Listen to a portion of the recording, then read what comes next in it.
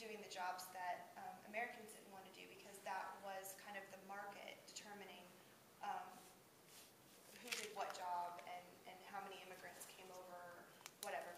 But then at the end he said that this is the only issue that he has not been able to rectify within himself and with his libertarian beliefs. So I was just wondering Lex, what your stance is on immigration.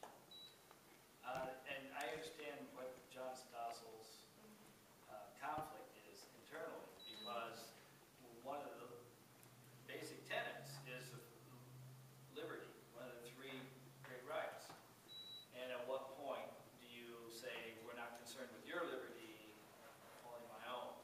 But there is a reason to say that the national borders create borders otherwise, that for reasons, not just because there's a line in the sand.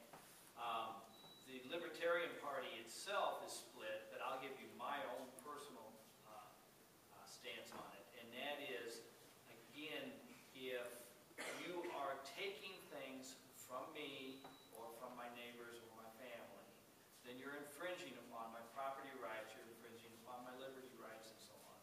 So we need to end the welfare state in general, which is the main incentive for immigrants to come here. And if you take away the free or preferential tuition, such as in Illinois, we want to offer in-state tuition to illegals, which we don't offer to people in Missouri.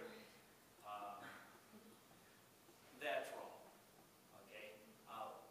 If we offer free hospitalization to somebody who's not a citizen, but we don't offer